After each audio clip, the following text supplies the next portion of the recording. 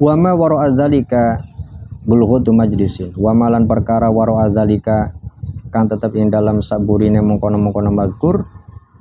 Wa malan utai perkara ya. Wa malan utai perkara wara'a dzalika kang tetep ing dalam saburine mengkono-mengkono mazkur iku balaghatu majlisin, arane balaghatu majlis.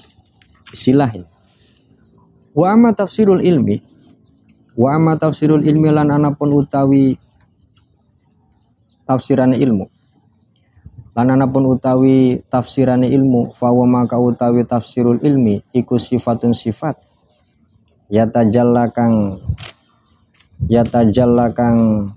apa yatajalla itu iku sifatun sifat yatajalla kang metu biha kalawan sifat yatajalla kang metu biha kalawan sifat liman kedue wong komat kang nekani sop opo hiya sifat bihi kalawan man opo almadhkuru perkara kang den tutur. Wal fikhulan utawi fikih iku ma'rifatu daqaiqil ilmi ngawruhi pira-pira lembut-lembute ilmu. Qala ngandika sapa Abu Hanifah, Imam Abu Hanifah rahimahullahu taala.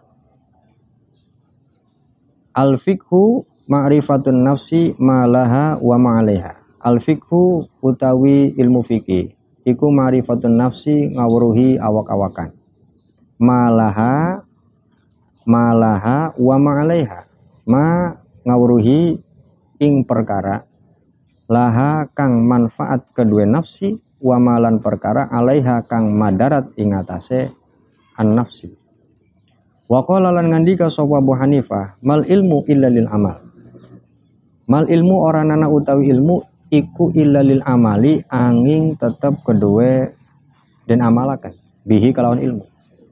Kata Abu Hanifah nih.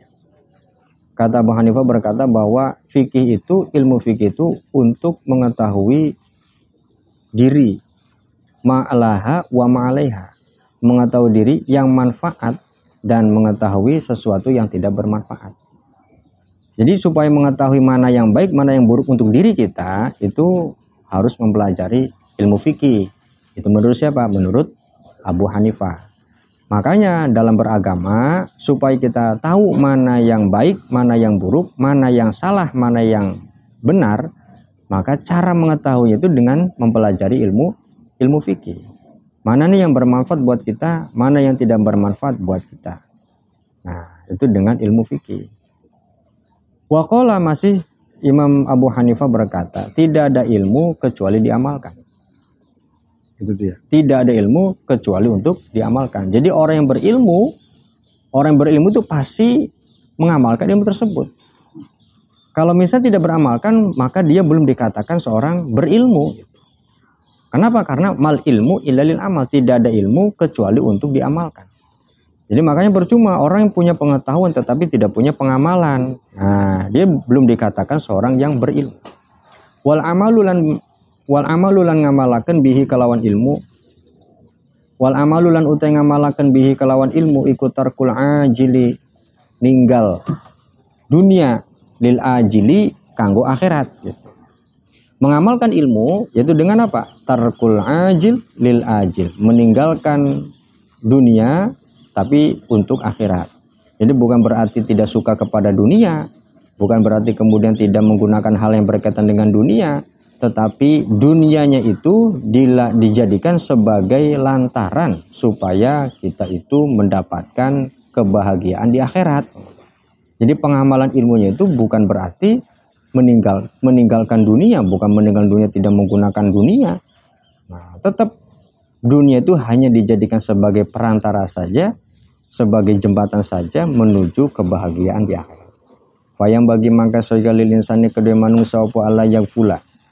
Yang tak ora lali sopo insan an nafsi saking awak dheweke insan wamalan barang yang fauha kang manfaat. Yan fauha kang manfaati opo maha ing nafsihi. Wamalan barang yaduruhu kang bahayani opo maha ing nafsihi fi ulaha ing dalam dunyane nafsi wa ukhroha lan akhirate nafsi fayastajlibu maka amrih ketarik opo ma barang yang fa'u kang manfaati opo maha ing nafsi wa yajtani bulan ngadohi opo ma barang yadurruha kang bahayani opo maha ing nafsi kaila yakuna supaya yenta ora ana opo akluhu akale insan wa ilmuhu lan ilmuna insan iku hujjatun dadi hujjah alaihi ingatase akluhu wa ilmuhu fayazdadu maka dadi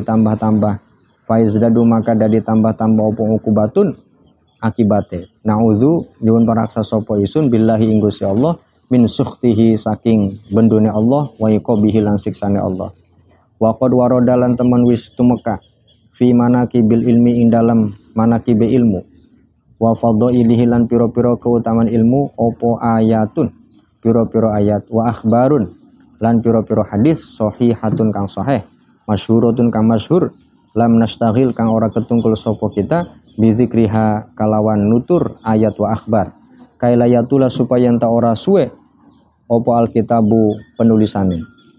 Nah, di sini pada akhirnya kesimpulannya Ki Musonib mengakhiri pada bab ini dengan kata-kata jangan sampai kita lupa pada diri kita, harus mengerti apa yang manfaat buat diri kita dan apa yang membahayakan buat diri kita. Nah, pengetahuan itu adalah ilmu. Nah, supaya bisa mengetahui apa yang manfaat buat kita, apa yang membahayakan buat kita, maka kita perlu belajar.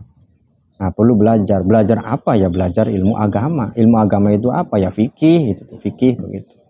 Nah, supaya kita ngerti mana yang salah, mana yang baik, mana yang buruk, mana yang salah, mana yang benar, mana yang boleh, mana yang tidak boleh. Nah, mana yang baik buat diri kita, mana yang tidak baik buat diri kita. Maka kesimpulan daripada akhir daripada bab ini adalah kita jangan sampai lupa pada diri kita. Kita jangan sampai mementingkan hal-hal yang sifatnya di luar kita, tetapi kita lupa pada diri kita sendiri sehingga apa yang menimpa kita, sehingga akhirnya kita tidak mengerti apa yang bermanfaat buat diri kita dan tidak mengerti apa yang membahayakan buat diri kita. Sehingga jadinya Jadinya tidak bermanfaat hidupnya, tidak punya arti hidupnya. Nah, itulah akhir daripada bab faslun fi mahiyatil ilmi ila akhirih.